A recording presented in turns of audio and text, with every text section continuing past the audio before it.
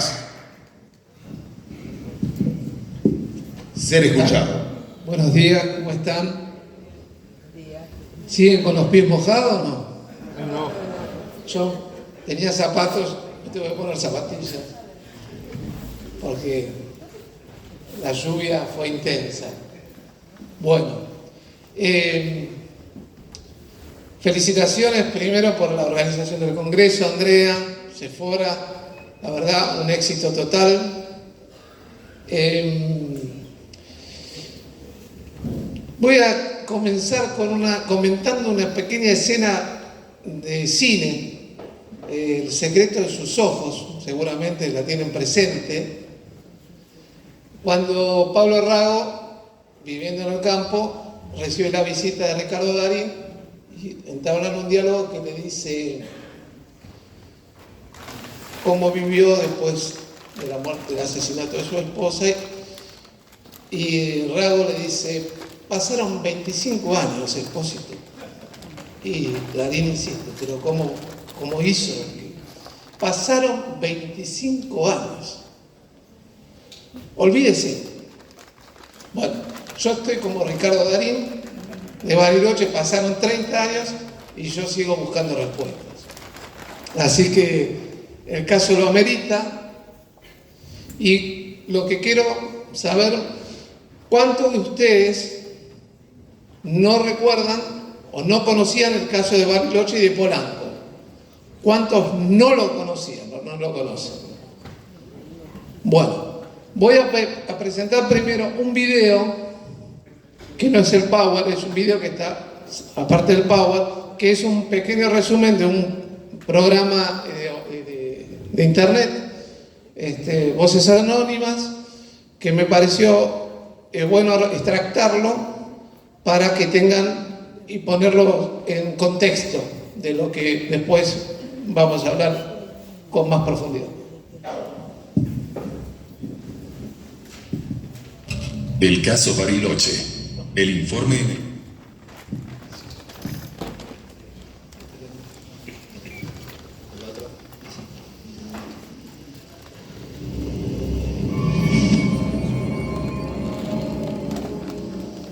Existen muchos casos de avistamientos, pero hay uno que hasta el día de hoy es recordable. Es el llamado caso Bariloche. Sus protagonistas, pilotos altamente calificados y con miles de horas de vuelo en su haber, aún recuerdan perfectamente lo acontecido aquella fría noche del invierno austral de 1995. Yo estaba volando en Aerolíneas Argentinas y estaba al mando de un 727, de un Boeing 727, y el vuelo era desde el aeroparque Jorge Newbery a la ciudad de Bariloche.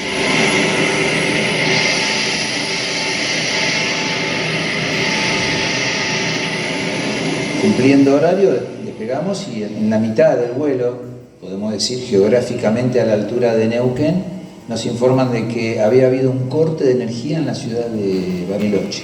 Me vuelven a contactar y me dicen que efectivamente en Bariloche, después del corte, habían podido retomar la energía al aeropuerto con el grupo generador del aeropuerto. Bien, entonces que me comunique con la torre para poder hacer la aproximación y el aterrizaje.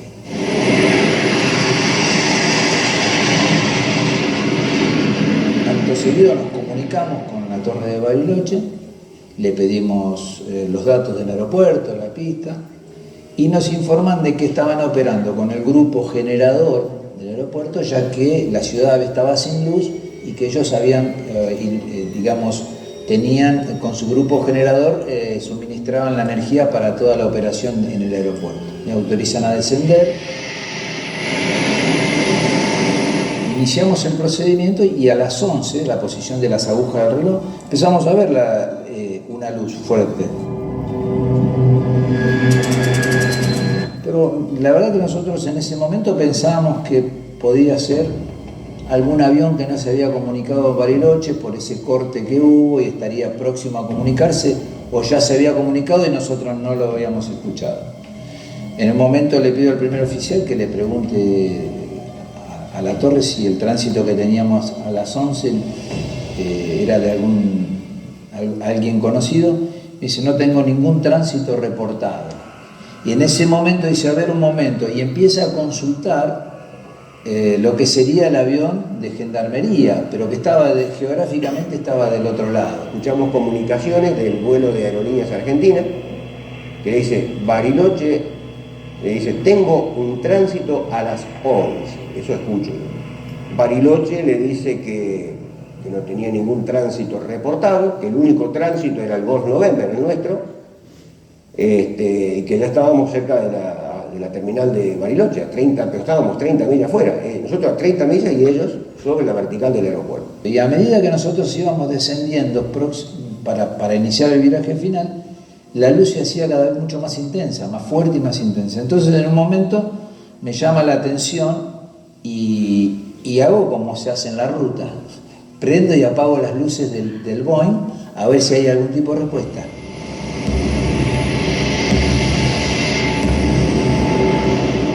Y efectivamente hubo una respuesta. La luz de pronto pasa a hacerse bien finita y chatita.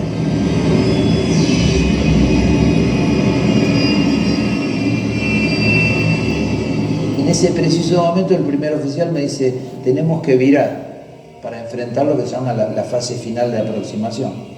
Empezamos el viraje y además la luz, nosotros que pensábamos que la luz venía hacia nosotros, en realidad la luz estaba prácticamente estática. Lo que íbamos hacia ella éramos nosotros.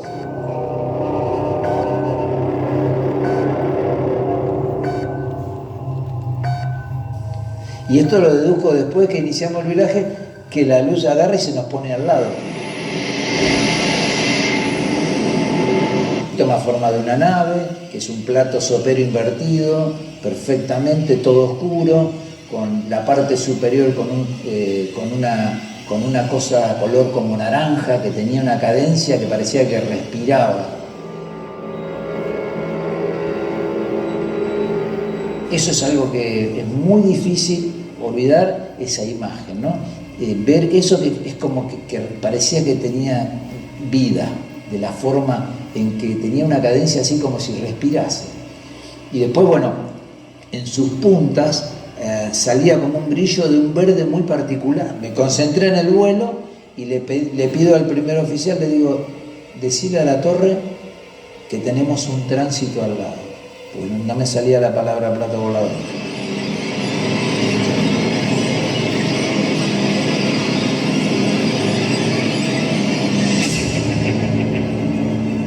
Le pregunta, después de un rato, que también estaba muy choqueado, le pregunta, y la torre contesta que ven una luz, pero que no saben de qué se trata. A todo esto el avión de gendarmería arriba estaba llegando y veía el desplazamiento del Boeing.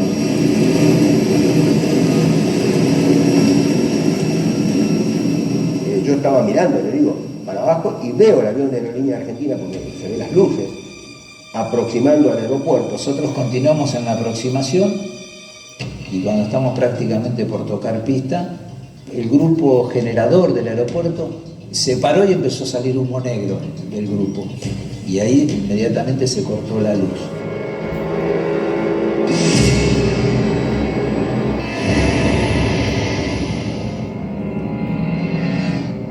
En ese momento, yo escucho al piloto de aerolínea que dice, Bariloche se cortó la luz.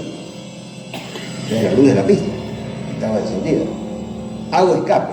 Y yo lo único que pedía en ese momento cuando estaba haciendo escape era no perder el control. Y decía, tengo que ir hasta tal altitud, está el avión de gendarmería, después tengo que virar a la derecha.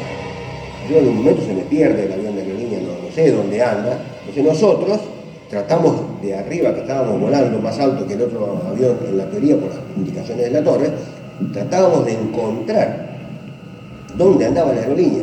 A ver si veíamos las luces en esa oscuridad que había. Bueno, estamos nivelados ya proa al aeropuerto de Bariloche, que estábamos prácticamente ahí, casi a la vertical ya. Veo por mi ventanilla, que iba a la función de copiloto en ese momento, allá abajo, una pequeña luz, color ámbar, clarita, más clarita que ámbar, en esa inmensidad oscura que era toda la noche ahí. En ese momento pienso, ahí va el tránsito, que tanto el avión de aerolínea decía que estaba viendo, todas las comunicaciones previas, ahí por primera vez yo lo veo. lo vio que nos pasa, de atrás hacia adelante. Durante esa maniobra, ante el escape, yo sentí mucho miedo. Y además, lo que siempre me llamó la atención es que no le pude comunicar a nadie lo que iba a hacer. Iba a ascender hasta 10.000 pies y iba a virar. Pero el ovni se adelantó a todo eso. Porque desde el momento que nosotros hacemos escape y empezamos el ascenso, se mantiene durante una serie de segundos, según Sipusak me cuenta él, y después a una velocidad fantástica sale hacia el centro del lago y asciende a 90 grados. Esa luz asciende vertiginosamente. Nos pegamos a nuestro parabrisas de nuestro avión a tratar de ver para dónde se fue, si la seguíamos viendo. Efectivamente yo termino el viraje, digamos que lo apunto, ya estaba en una situación donde dije, vamos para adelante. Cuando el avión terminó su viraje, la luz lo acompañó.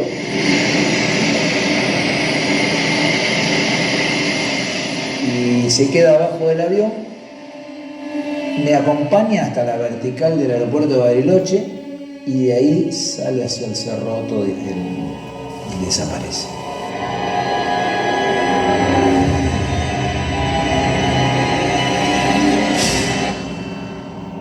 Y se pierde a una velocidad. Y ahí terminó todo el evento.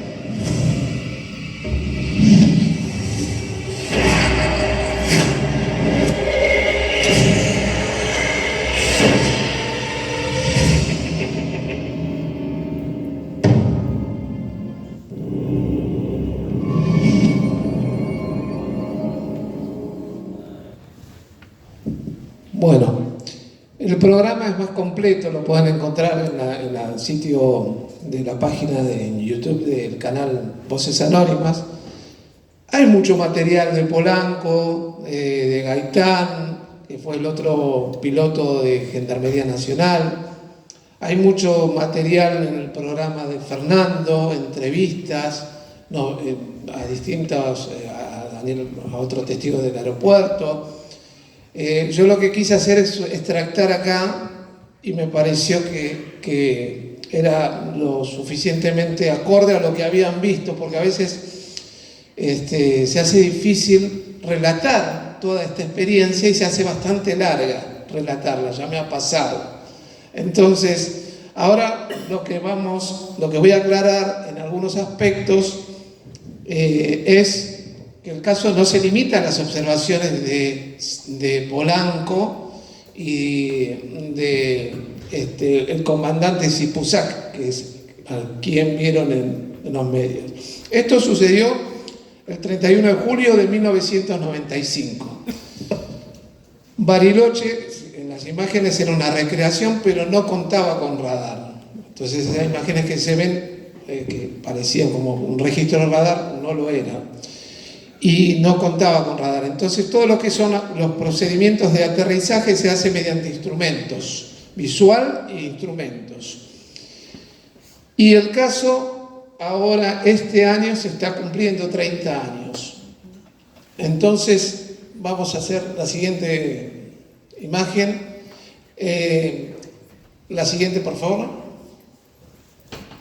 Bueno, el trabajo lo realicé, que publicamos originalmente en el sitio web que se llamaba Gaceta OVNI, que era la página que junto a Hemisferios teníamos y en la cual trabajábamos, y se publicaban muchas investigaciones inéditas de distintos lugares del país.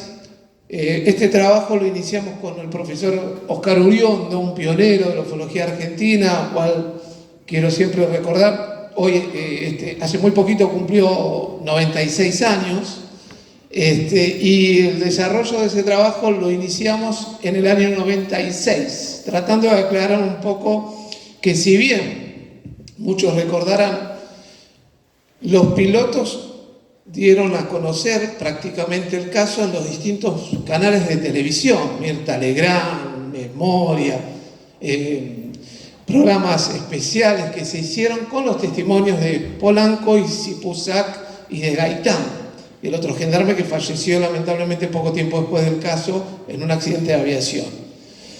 Y ahí estaba también un poco la espectacularidad del caso, contado por sus propios testigos, militares, aviadores, y no era habitual ver eso en los medios de comunicación. No era habitual para nosotros los investigadores tener a mano esos testimonios. Y fue como, para mí en ese momento fue como revolucionario, porque yo dije, mañana se paró todo, vamos a estar hablando del caso Bariloche en la oficina, y no sucedió, no, por supuesto, yo trabajo en el rubro bursátil, lo que menos me interesaba era el caso Bariloche. Y bueno, ese trabajo lo iniciamos con el profesor Oscar Uriondo, a que yo estoy, es un honor, que fue un honor para mí hacer ese trabajo, y en los cuales nos dividimos las tareas. En mi caso iba a hacer toda la investigación de campo y Oscar todos los análisis, en una época que hablamos del cassette, cintas de cassette, grabaciones, horas y horas de cassette. Yo tuve oportunidad de entrevistar prácticamente a todos los testigos, en algunos telefónicamente y en otros personalmente. Por favor, la siguiente. Bueno, ¿por qué está considerado como uno de los más importantes casos de Argentina en el mundo? La siguiente. Un hombre al menos sobrevoló el espacio aéreo de un aeropuerto en el preciso momento en que dos aviones, uno comercial y el otro militar, realizaban el debido procedimiento para aterrizar. Recordemos que el espacio aéreo de un aeropuerto es zona absolutamente restringida. Sobrevolarlo sin autorización es una violación penada por el Código Aeronáutico según la Ley 17.285. También fue espectacular el caso por la cantidad de testigos y el nivel de testigos involucrados.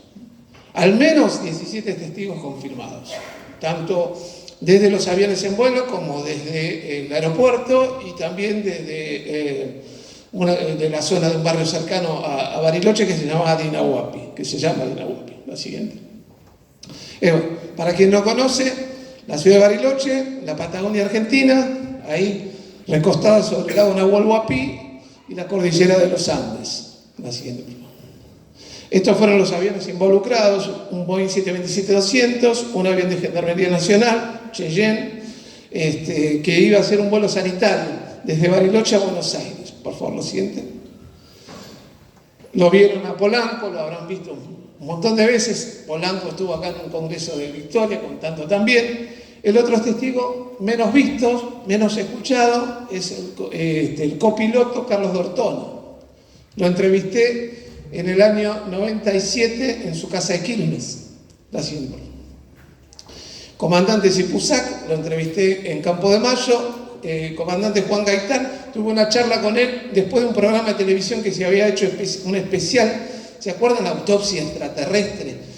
Canal 11 hizo, Editorial Atlántida, publicaba en la revista el video, y era, todo un negocio comercial, se veía venir, pero apareció el caso Bariloche. Y entonces dividieron el programa en dos, y Gaitán y Polanco participaron de ese programa. Me habían invitado a ser parte, pero no pude ir a ver el video de la autopsia, entonces, porque estaba laburando, estaba trabajando, y no pude ser parte, pero sí me invitaron a estar detrás de cámara. La siguiente. Esta es una carta de procedimiento de aterrizaje en el aeropuerto de Bariloche, la carta número 1 que se usó en esa época, porque hoy se actualizaron. La pista era la pista 28. La siguiente, por favor. Bueno, más o menos comentaba que el procedimiento se inicia, tiene 3 etapas: el alejamiento, el viraje procedimiento y el final. Ahí es donde se inicia la primera observación que hablaba Polanco de la luz al frente a las 11. La siguiente. Estos fueron los 6 grupos de observadores que comenté antes. Pero antes de todos estos hechos, mientras el avión de Gendarmería que volaba desde Neuquén a Bariloche tuvo una primera observación de un fenómeno luminoso que le llamó mucho la atención al comandante Zipuzac. Vamos a hacer un doble clic ahí. Antes de este, hay un video ahí.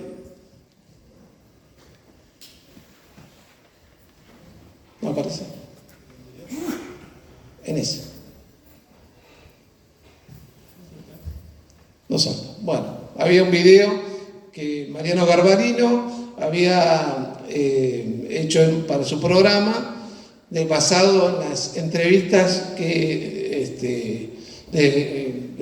compartí en ese momento de Zipuzac, pero básicamente Zipuzac lo que cuenta es que viniendo desde Neuquén a la altura del dique El Chocón, a las 20:05 aproximadamente, antes de llegar a Bariloche, una luz roja latente, como el beacon de un avión, los pasa por debajo a baja altitud.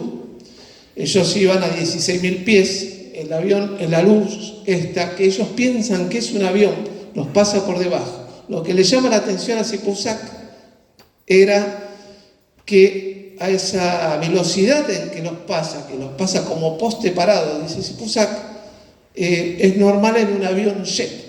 Y un avión jet no es normal que vuelen tan bajo. Y además, no se había reportado con el aeropuerto de Ezeiza, no se habían reportado con el aeropuerto de Neuquén, cuya frecuencia ellos habían abandonado. Y eso lo ven pasar por debajo en dirección a Bariloche. ¿Seguimos? Ellos fueron testigos de tierra de una luz sobre el lago Nahuel Huapi, matrimonio Cabral, también estuvieron en Mirta Legrand. ¿Seguimos? Ese fue una nota que me compartió Silverio Cabral contando lo que ellos vieron, que salieron de su casa durante el apagón de energía eléctrica, porque en Bariloche se produce un apagón a las 20:17 horas, y ellos no tenían cigarrillos, salen de su casa en el barrio de Inahuapi, van hasta un negocio cercano. Era una época de intensas nevadas en Bariloche, muy intensas nevadas, y estaba bastante llena de hielo la ruta, y iban despacio, van a comprar los cigarrillos. Cuando vuelven, observan entre las 20:25 y las 20:30, observan la siguiente, por favor. Una luz arriba que irradiaba hacia la parte inferior, una luz ámbar con destellos azulados y verdosos. Esa observación se registra entonces durante el apagón de energía eléctrica en la ciudad de Bariloche. ¿Seguimos? Esa más o menos es la ubicación. Ahí es la ubicación de Inahuapi, donde ellos estaban. Ellos dicen haber visto la luz a la altura en el centro del lago, a la altura de unas antenas de televisión que hay acá, en el camino que va hacia el aeropuerto. Lo observan por unos segundos, fue fugaz. Silverio manejaba a la señora, estaban por cruzar la ruta, y de pronto Silverio ve arriba por el parabrisas esta luz y dice: mirá qué luz rara tiene ese avión, le dice. Y termina de decirlo, se detienen, cruzan la ruta. Cuando se van a bajar, la luz se dispara hacia el lado del aeropuerto, pero apenas fue visible. Esa es la torre de control desde el aeropuerto. Ahí se registran en ese lugar, en esa plataforma que se llama aeronaves menores. El observador meteorológico tiene que salir al campo meteorológico a obtener los datos para luego pasar a los aviones en vuelo. Y García, su oficial principal García, que estaba acá en esta ventana, en la jefatura de operaciones, lo ve. Se produce primero el apagado de las luces del aeropuerto por el apagón de la ciudad, y luego se restablece la energía en el aeropuerto con por el grupo electrógeno propio. Entonces, en ese interín ven una luz que pasa por sobre la vertical del aeropuerto, y García dice: yo veo una luz que se dirige desde el oeste hacia el este, pasa por el frente, y eso es lo que él ve. Y lo ve a Araya, al observador meteorológico que había salido al campo a obtener los datos, iluminado. Y Araya dice: algo me iluminó desde arriba, y levanté la vista pensando que era alguna de estas luces de la torre de control, y no era. Y veo pasar una luz en dirección al final de la pista. Continuamos. La siguiente, por favor. Bueno, el torrero Alfredo Blanco, el observador meteorológico Nicolás Araya, tuve oportunidad de entrevistarlos en Bariloche. La siguiente, por favor. Su oficial principal García, esta imagen es de la señal del canal de Fernando. Él lo entrevisté en Bariloche, pero no quiso fotos en ese momento, y luego, años después, lo entrevista Fernando. Y García siempre contó lo mismo. Sí, por favor. Bueno, esto lo vamos a pasar, es un poquito para que vean la repercusión de ese momento. Lo vamos pasando.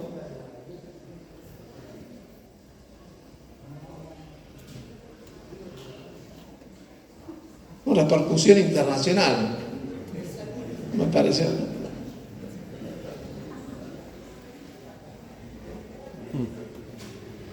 Bueno, ahí es donde yo esto grafico un poco lo que ven los pilotos en el momento del avión, de la luz a las 11 cuando están haciendo el alejamiento. Lo que aclaro acá, como dije antes, este procedimiento se hizo con la luz del grupo electrógeno abasteciendo el aeropuerto. En la ciudad, cuando ellos iniciaron este procedimiento y tienen esta observación, ya había vuelto la luz a la ciudad.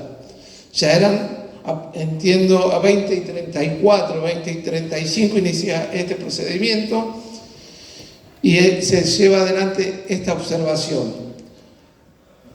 Hago hincapié en el horario, después van a saber por qué.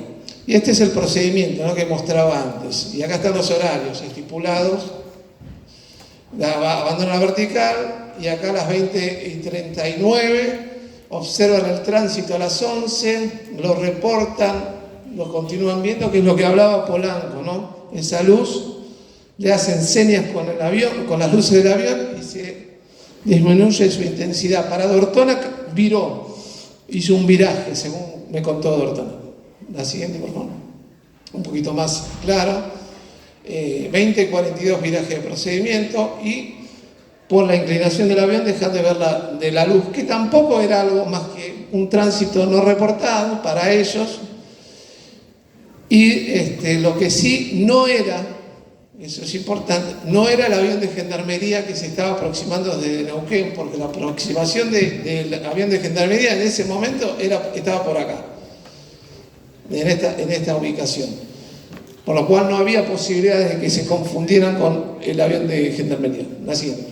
Ese es el procedimiento que yo les mostré. Había un video, a ver acá, sí tenemos.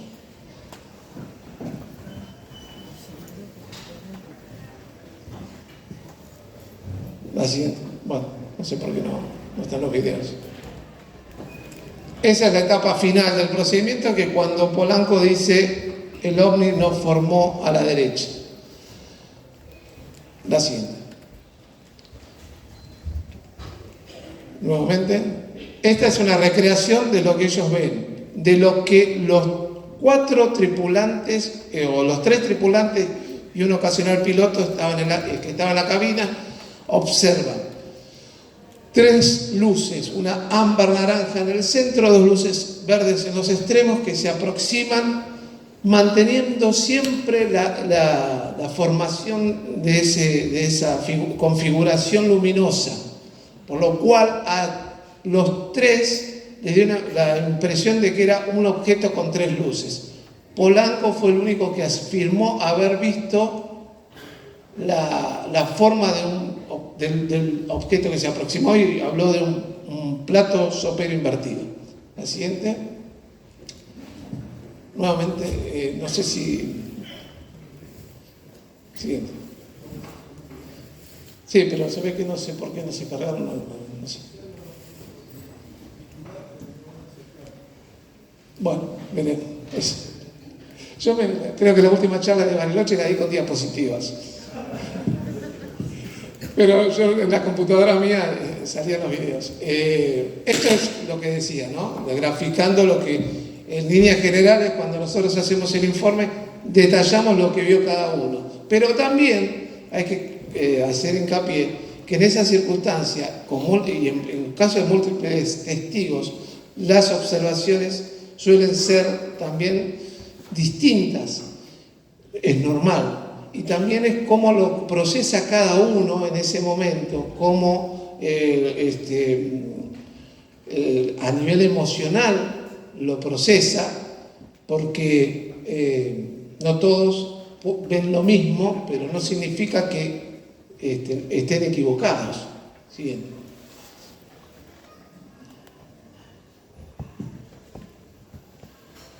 Bueno, ahí está la formación de luces acercándose. Siguiente. Y eso es más o menos la recreación de lo que Polanco vio o describe haber visto. Hay un dibujo, la siguiente, que me hace Polanco.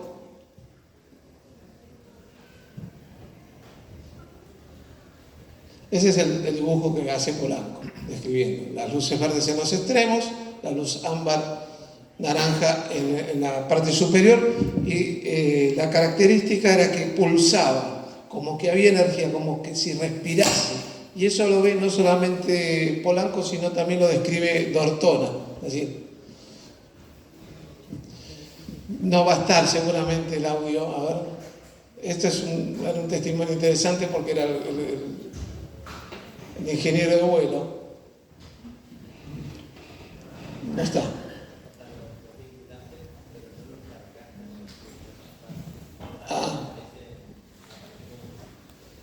Los tengo guardados en la computadora entonces. Está bien. Bueno, siguiendo. No, el pendrive lo tiene. No lo habrán volcado. ¿Es el pendrive ese? Bueno. Esta es la observación, bueno, porque había un video que relataba cómo fue la secuencia del procedimiento final, que lo contó Polanco, ¿no? En el video anterior, que se lo forma, se acerca, se aproximan durante 2 o 3 minutos que duró esa aproximación, ese acompañamiento, esa formación, y en ese momento, cuando los pilotos están acá en esta baliza, ya próximo a tocar pista, se produce la caída del grupo electrógeno del aeropuerto. No de la ciudad de Bariloche, que siguió teniendo luz. La caída ahora había sido el grupo electrógeno del aeropuerto. Por eso el avión tiene que hacer el escape. Y se inicia el escape y luego empieza la observación propiamente dicha de los gendarmes.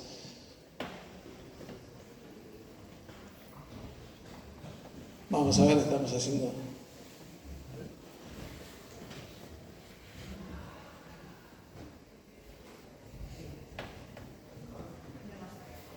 Bueno, esa es la parte de los que hablaba Sipusac, ¿no? La cabina de la tripulación de gendarmería era el comandante principal Rubén Sipusac, el comandante Juan Domingo Gaitán, que era el que estaba pilotando la aeronave, y un mecánico de a bordo que se llamaba Gómez de apellido. Ellos observan en ese momento que se produce el escape del avión de Aerolíneas Argentinas en dirección al lago.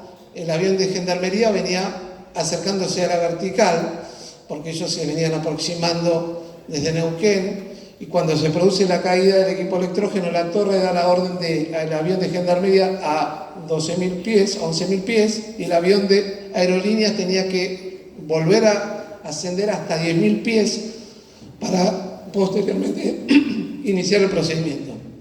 En esa instancia pasa por la vertical del aeropuerto, el avión de aerolíneas, y desde la torre de control observan una luz que lo sigue desde atrás, en la parte de cola del avión, en la parte superior como que lo alumbrara. Eso lo ve el torrero y un cabo principal que había subido a la torre para observar lo que el torrero estaba diciendo que estaba pasando en el procedimiento.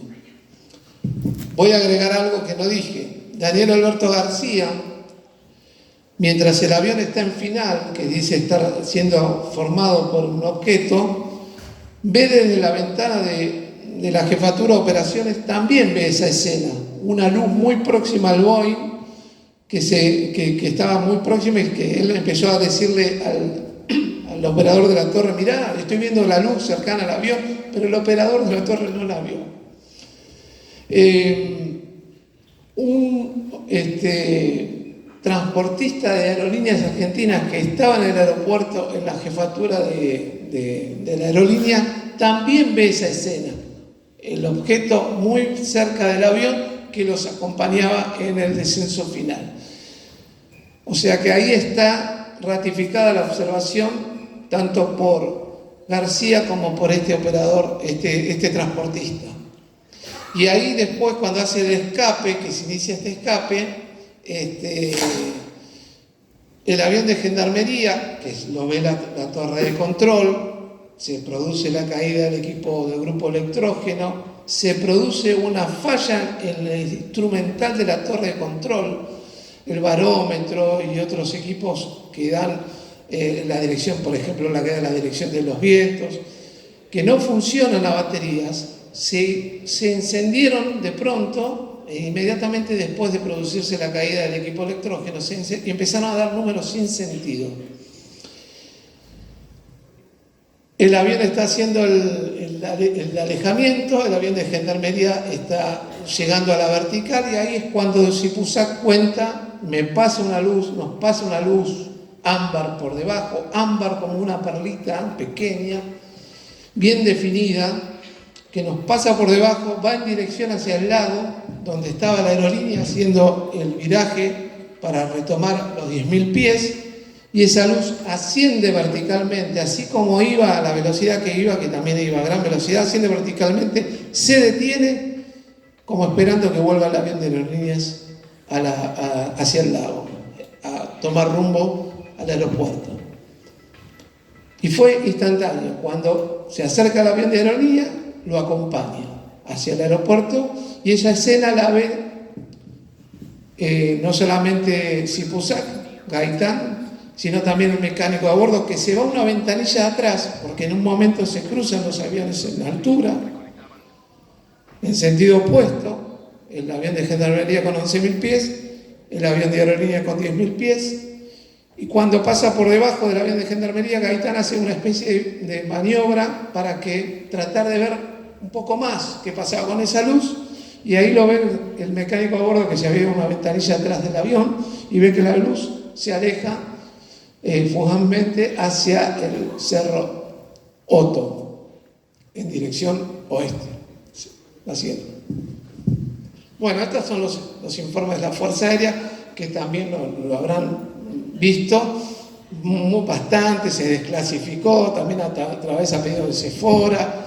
Estos son los informes que recibimos en su momento en el año 97 desde el aeropuerto, que son la transcripción de la torre de control.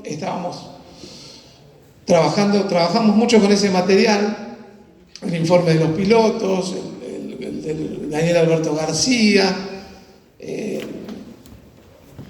Seguimos, por favor. Bueno, ¿qué pasó? El caso en su momento no fue abordado por la Fuerza Aérea, a pesar de que lo que uno ve es que posiblemente haya habido una violación de espacio aéreo. La Fuerza Aérea no lo investigó en ese momento. Eso es lo que dije. Años después, ya formada la comisión, la CEFAE o ICIAE, ¿no? Comodoro Alianza toma una hipótesis de Heriberto Llanos, que hablaba de una posible explicación de lo que contaron los pilotos, lo que más o menos pude describir, que eran la confusión con un equipo proyector láser de la discoteca Rocket.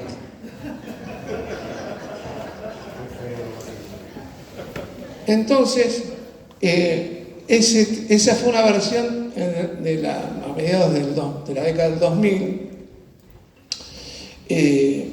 de Llanos, que también ya inicialmente había propuesto otra explicación. Apenas sucedido el caso, está en la revista Descubrir, por ejemplo, está documentado, que él dijo: se confundieron con la Luna y el planeta Marte.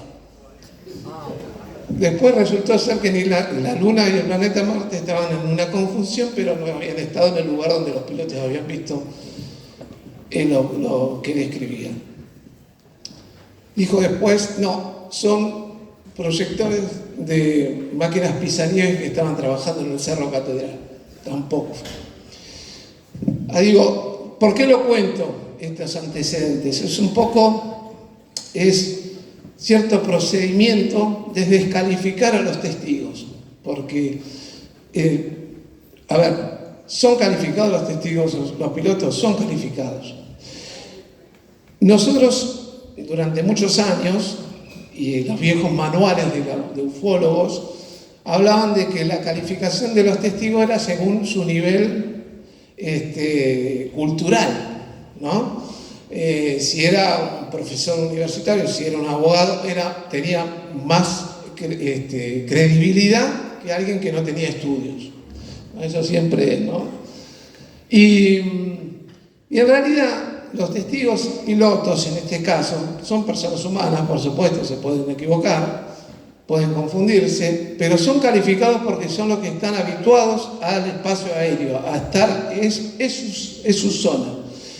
Un hombre, siempre decimos, con el grupo de hemisferios, un hombre de campo, por más que no tenga los estudios que tienen otras personas, también es una persona calificada, es un testigo calificado cuando te describe una observación en su lugar habitual, en su geografía.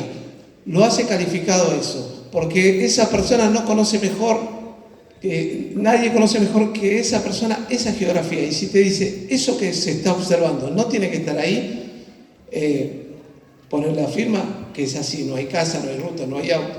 Entonces, la calificación de los testigos es bastante relativa, ¿no? Pero en estos casos aeronáuticos, los testigos pilotos son calificados.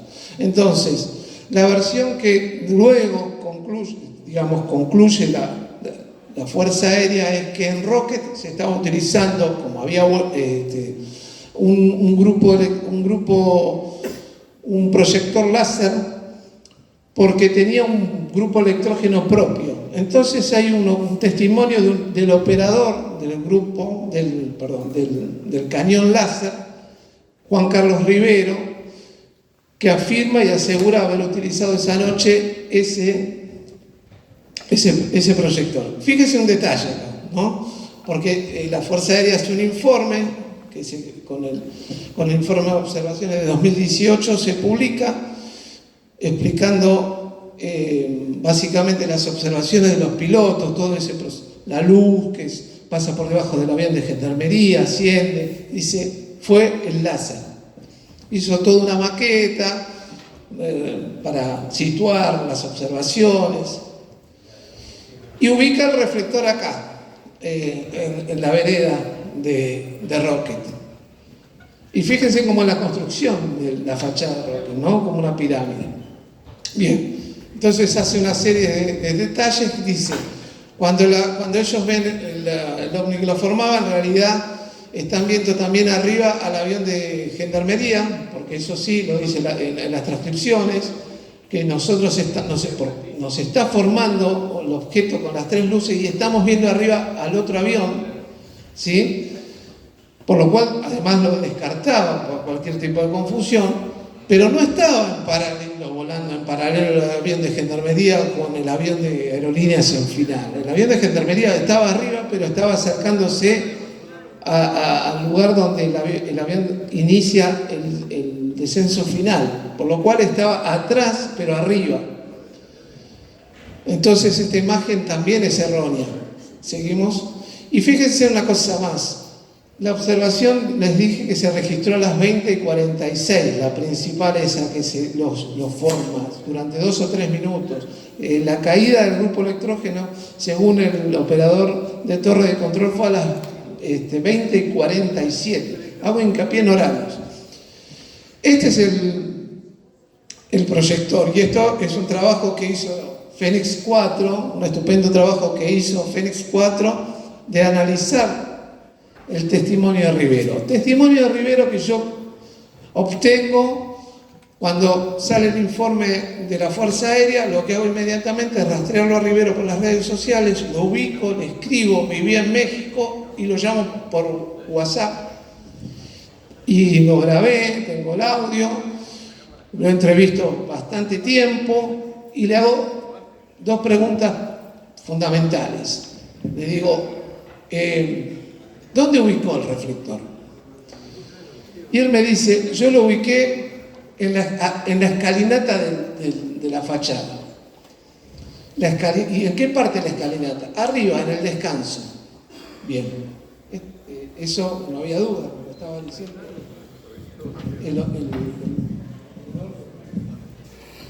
el operador del reflector. Bien, ¿cuánto tiempo usó el reflector? Me dice, durante el apagón de la ciudad. El apagón se inicia en 2017 y él, como quería probar de pronto el proyector que había adquirido del boliche, lo saca delante de la fachada, lo enciende y proyecta el haz sobre el lago.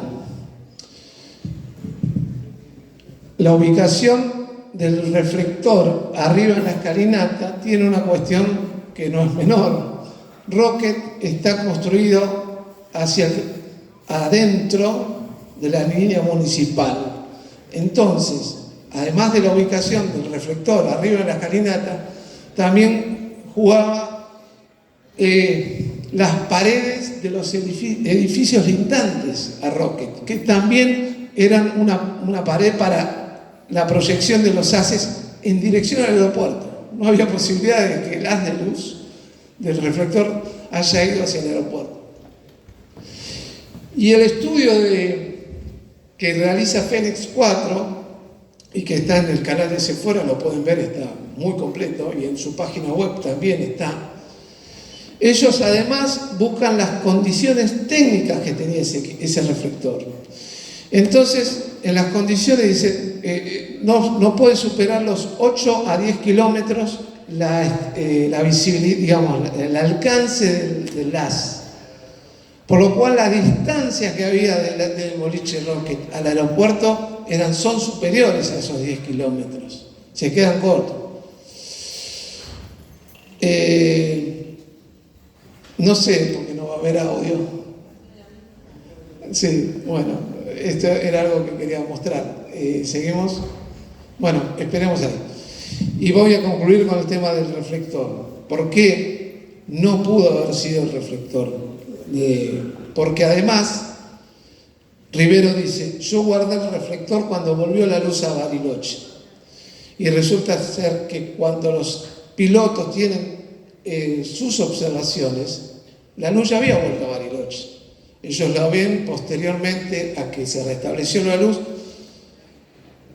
por lo cual tampoco podía ser. Entonces había varios factores que refutan la explicación de la Fuerza Aérea, de que eran equipos.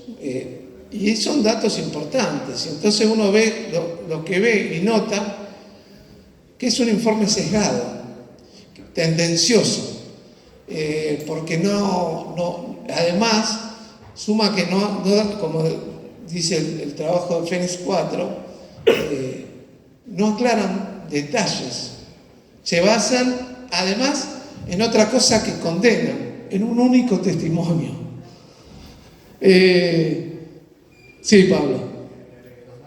Dos datos más. Habló de cuestiones técnicas y hay dos datos que están súper interesantes. Pablo, Fénix 4, a la Sephora, encantador de perros, por si necesitan algún tipo de servicio. Recién Juan Pablo nos decía de las cuestiones técnicas del farol. En el mismo testimonio que vos le tomás a Rivero, él dice que en un momento enfoca el farol hacia la costa de enfrente del lago Nahuel Huapi. Y dice, ya cuando lo enfoqué a la costa que yo tenía enfrente del local, apenas se podía ver el haz de luz. Desde Rocket hasta la costa hay 7.5 kilómetros, con lo cual ahí ya tenés una medida que ya se hacía muy leve, es imposible que enfoque rumbo hasta el aeropuerto, sobre todo en la posición donde estaba ubicado el farol. Esa es una. Y la otra es que está el testimonio también de los pilotos que dice que la luz se ubica frente al lago y desde allí asciende en forma vertical. Que el CIAE 2018, en su informe 2018, dice que también es el farol. Pues bien, ese movimiento es imposible que Rivero, quien manejaba el farol, hubiera podido hacer ese ascenso en vertical. ¿Por qué? Porque el equipo tiene una limitación en su movimiento desde que está enfocando en paralelo al piso hasta donde puede enfocar hasta arriba. Solamente tiene 30 grados de elevación. O sea, es imposible que se haya elevado la luz hasta allá arriba fruto de un farol, porque el farol apenas podía hacer este movimiento. Así que son otros dos datos técnicos que suman a la imposibilidad de que sea esto. Muchas gracias, Pablo. Entonces, podemos ver que en realidad el informe supuestamente que venía a echar por tierra las observaciones de los pilotos, informe que tampoco consideró la observación, el testimonio de Polanco. No lo considera el testimonio de Polanco. ¿Por qué? Porque Polanco describe un objeto bien definido y no son luces que pueden ser confusión con un reflector o con un haz de un láser. Y otra cosa que quiero mencionar, que lamentablemente no puse las transcripciones a la vista porque estaba el audio de las transcripciones, de las conversaciones de los pilotos, el audio original, donde Polanco dice: tenemos un objeto, le dice a la torre, antes que se produzca la caída del grupo electrógeno, tenemos un objeto que nos está formando, tiene 3 luces, no sé, creemos que es un plato volador.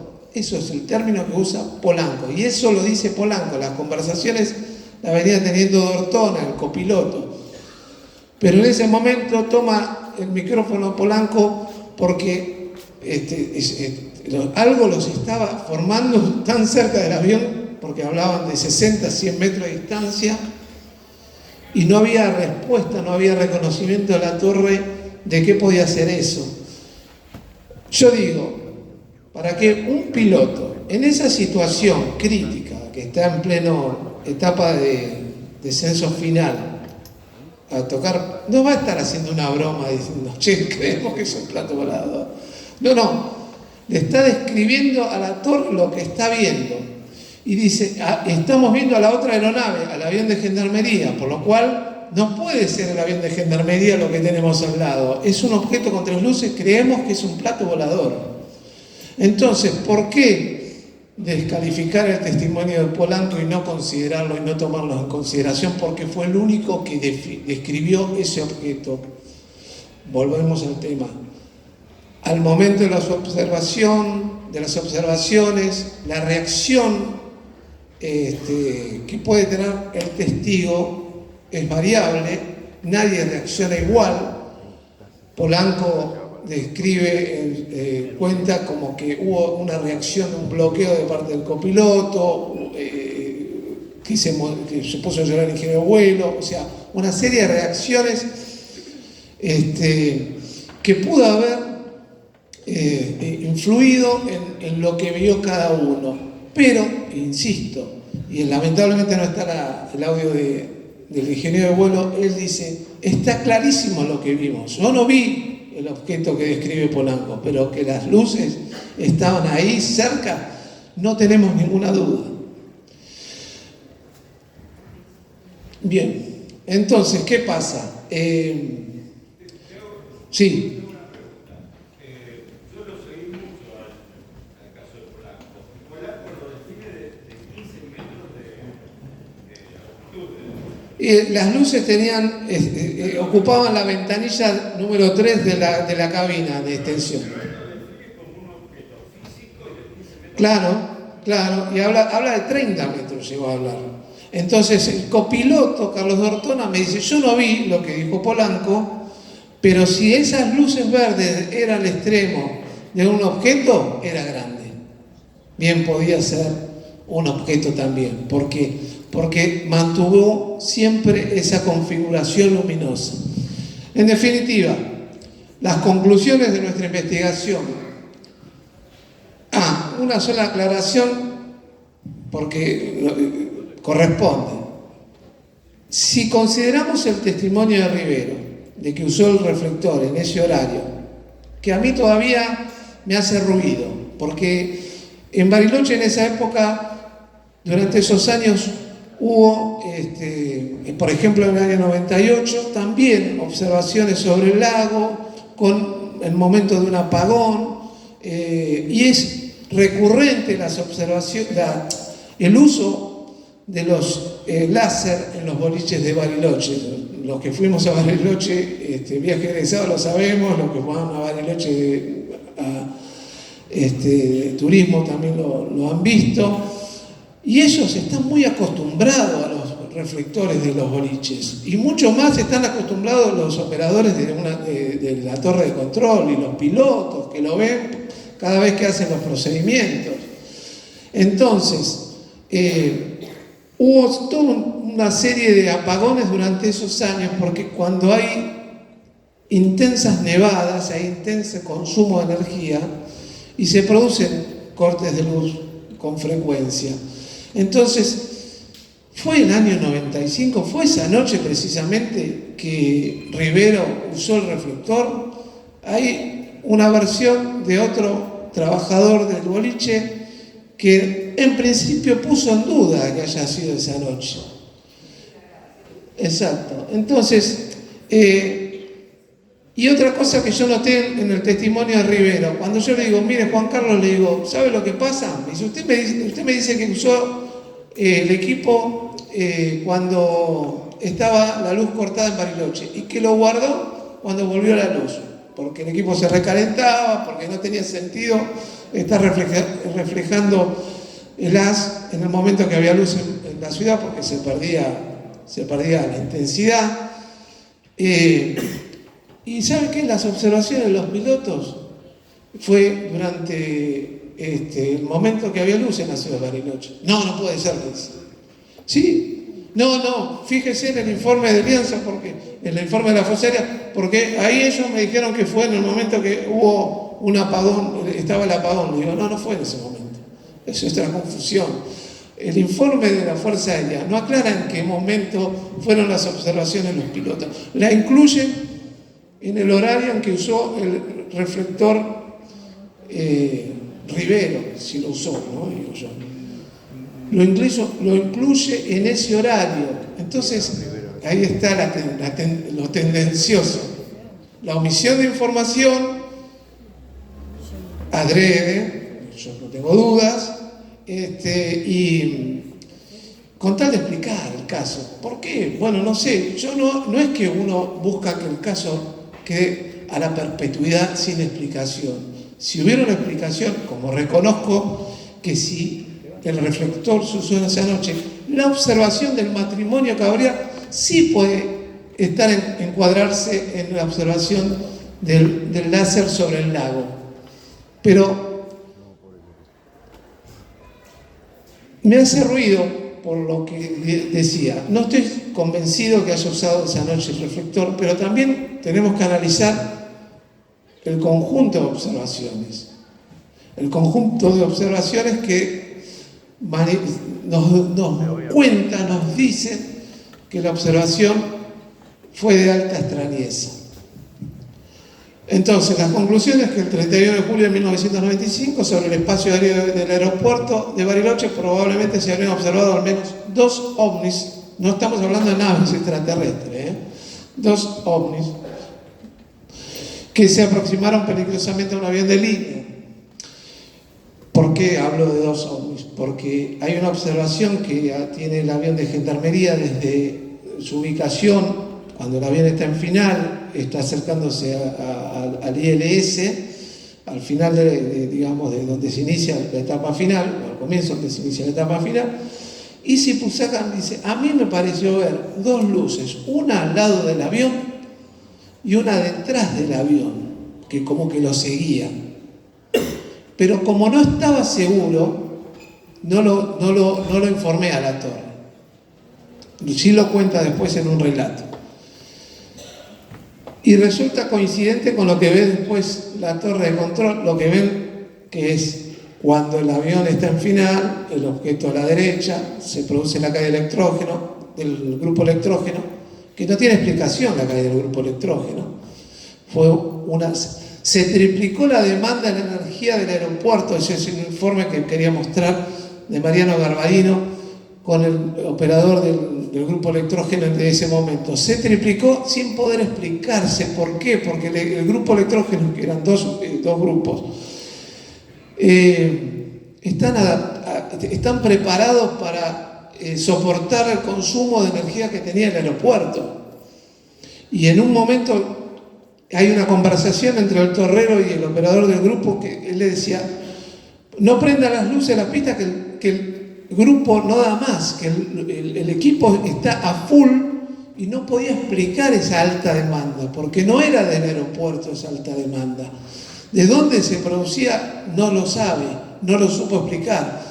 Entonces, en ese momento que se produce la caída y hace el escape, la luz que iba al lado, o el objeto que iba al lado formándolo, lo acompaña según Esquerra, ¿no? Porque García, ¿qué pasa? Cuando se produce la caída, enseguida se va a la planta baja a tratar de resolver el tema del grupo electrógeno, y Esquerra sigue mirando y ve que esa luz seguía al lado del avión, y cuando se está acercando se abre.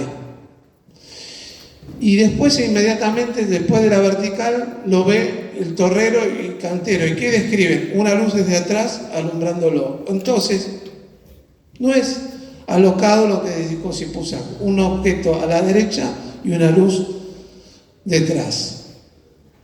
Por eso hablamos de dos zonas. Bueno, en algunas de las etapas de los avistamientos, los fenómenos alcanzaron velocidades muy superiores a una aeronave convencional, y algunas de sus maniobras tampoco pueden ser realizadas por estas. La presencia del fenómeno habría afectado temporalmente tanto el funcionamiento del equipo electrógeno del aeropuerto como algunos de los instrumentales de medición de la torre de control. Y una cosa que quería mostrar acá, que no se había considerado, lo publicamos en el trabajo de Gaceta OVNI, que después la página, ¿qué pasa? Se dejó de publicar online, y esos trabajos lo mantiene online, por ejemplo, la página de Visión OVNI. Yo pude obtener, con colaboración de Javier Estaniano, el audio de la torre de control, porque no me alcanzaba con tener el informe escrito. Yo me había enterado de que había un policía militar que tenía el audio de la torre, una copia. Ese audio, si les cuento la historia de cómo lo conseguí, es una historia dentro de toda la historia, ¿no? Y acá, no sé si está Benítez, pero fue como él hablaba en los libros, cuando uno leía a Benítez, la nave madre, decía Benítez, como que lo guiaba, ¿no? Cuando se van dando esas causalidades en las investigaciones, cuando uno empieza a buscar un dato y lo continúa, y de pronto se van dando ciertos factores que te allanan el camino a encontrar ese material. Bueno, en el audio de la torre de control, en el mismo momento que se produce la falla del instrumental de la torre de control, que se produce la caída del grupo electrógeno, se acelera el audio de la grabación. En la transcripción eso no está plasmado. La transcripción dice: el audio siguió corriendo 4 minutos sin grabar y después se detuvo, volviendo a grabar cuando se restableció la energía de la ciudad ya. Se conecta al aeropuerto la energía de la ciudad. En ese momento se acelera el audio y se escuchan unas conversaciones, que es la conversación que no recuerda Polanco, que dice la torre de control, y sí recuerda Sipuzak: Argentina 674, a 10.000 pies, haga escape, GN 705 a 11.000 pies hacia la vertical del aeropuerto. Y hay más conversaciones, y en esa instancia tendrían que estar las conversaciones del avión de Sipuzak, describiendo el objeto que le pasa por debajo, que va hacia el lado, que asciende. Cuando se restablece la comunicación, la grabación en realidad, porque la comunicación siempre se mantuvo, cuando se restablece la grabación, ya ahí se escucha decir al torrero, al avión de aerolíneas, le dice: bueno, listo, estaba detrás suyo, la habíamos visto de vuelta a la luz, estaba detrás suyo, ya cuando el avión estaba volviendo a iniciar el procedimiento. Entonces, eso también es un punto a profundizar y puede ser una forma de documentar la falla en los equipos de la torre de control. La presencia del fenómeno habría afectado temporalmente, ya lo dije. El fenómeno en su conjunto tuvo una evidente intencionalidad con sus movimientos y el avión de línea fue su centro de atención. Si una de las intenciones del fenómeno era mostrarse, bueno, lo han logrado con creces. Siguiente.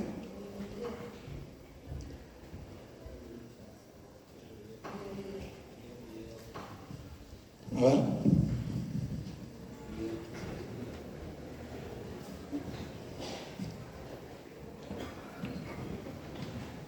A ver, ponemos ese video, por lo menos para que haya. Esto es lo que le decía yo de el trabajo de Mariano Garbarino En basado el aeropuerto también ocurrió una anomalía eléctrica que produjo una Sobre el apagón grupo instantes electrónico. antes que el avión de aerolíneas aterrizara, lo que hizo que el comandante Polanco y el avión de gendarmería tuvieran que realizar la maniobra de escape. En ese momento el aeropuerto operaba con 2 grupos manuales de 75 kVA cada uno, tanto de envasado como de transferencia manual.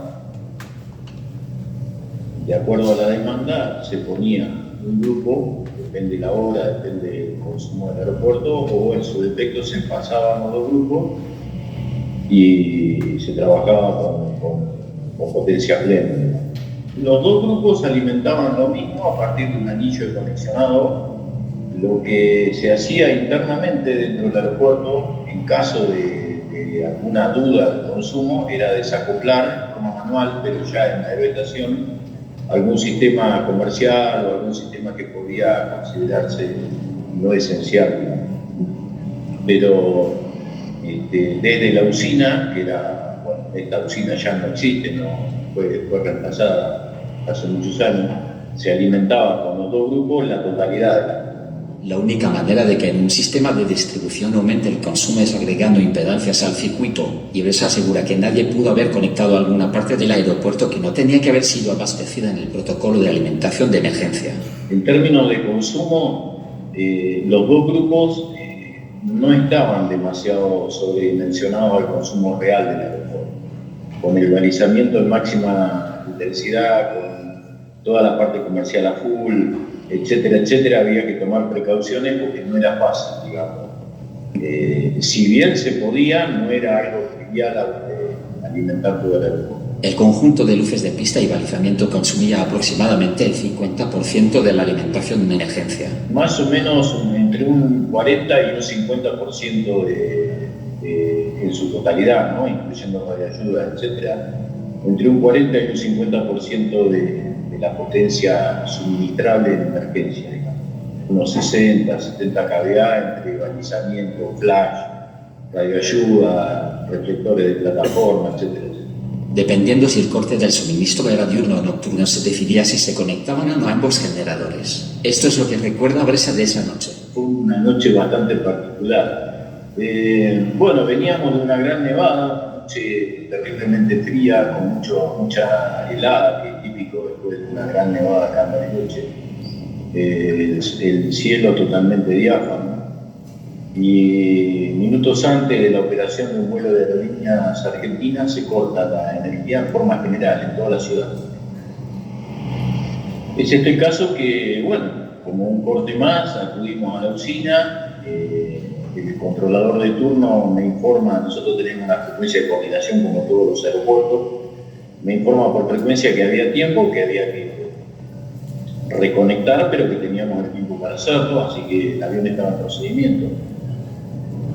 En la usina hicimos el arranque de los 2 grupos de forma conjunta, se pasaron los grupos, los pusimos en servicio y restituimos el servicio eléctrico de todo el aeropuerto sin ningún tipo de problema. La conexión de las luces de pista y todos los dispositivos se produjo exactamente en el momento del viraje, en el radial 104, con lo que el comandante polaco comenzó lo que se llama el final largo viendo al aeropuerto. Ya con el avión en viraje, procedimiento para final, y yo noto que todo esto, yo me entero, digamos, después que el avión estaba. Yo salgo de la usina y veo que el avión está en viraje procedimiento. Y en ese momento noto que los dos grupos electrógenos es como que perdían velocidad de rotación, que había que acelerarlos más. Entonces, bueno, vuelvo a poner los dos, acelero los dos grupos de forma paralela, vuelvo a pasar los dos grupos para la red. Veo que el avión ahí me inquieta un poco porque algo estaba ocurriendo con todo esto. Yo suponía que era o el combustible de los grupos, o bueno, algún problema mecánico. Vuelvo a asomarme a la puerta de la usina, que se ve perfectamente la cabecera 29, y veo que ya el avión lo veo de frente, está aproximando en una final larga a la cabecera 29 del aeropuerto. Nuevamente los grupos empiezan a fallar en forma conjunta, los dos grupos se empiezan a frenar. Esto es un indicio de una toma de carga considerable, cada vez más. Hay un retroceso de gases de combustión, empieza a salir por los filtros, etcétera, hasta que se detiene. En ese momento lo primero que hago, sin importarme el tema de la usina, le comunico al controlador de turno que mande al avión a escape porque no teníamos posibilidad de que algo grave había pasado con el motor y que por lo tanto no teníamos energía de emergencia. En ese momento, Bresa sale de la USIMA y ve al avión de aerolíneas, pasando por encima de la pista realizando la maniobra de escape. Salgo de la usina y en ese momento veo que el comandante de la aeronave de la aerolínea inicia el escape, pasa por todo el eje de pista y se va. Bueno, yo asumí en ese momento que había deterioro mecánico grave.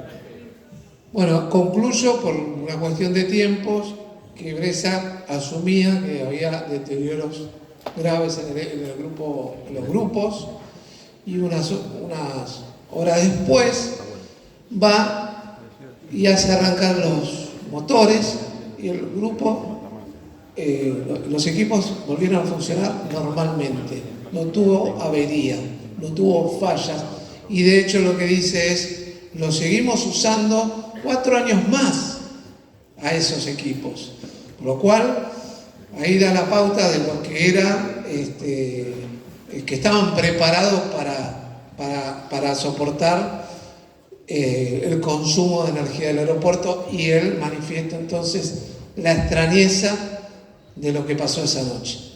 Bueno, con esto concluimos. Espero que haya sido... Gracias. Qué grande, Juan Pablo. La verdad que es muy lindo que hayas regresado después de semejante investigación y de tanto tiempo. Así que estamos realmente felices porque es como un nuevo empezar, ¿no? Sí, a mí me pasó que cuando yo después me alejé del tema OVNI, y cada vez que vuelvo a un lugar me dice: ahí viene el del caso Bariloche. Y no soy solo el caso Bariloche, ¿eh? No es solo el caso Bariloche. Un gran aplauso nuevamente para Juan Pablo Gómez. Están viendo uno de los mejores investigadores de la República Argentina, que ha dado a conocer hoy el caso más importante. Bueno, llegó el momento de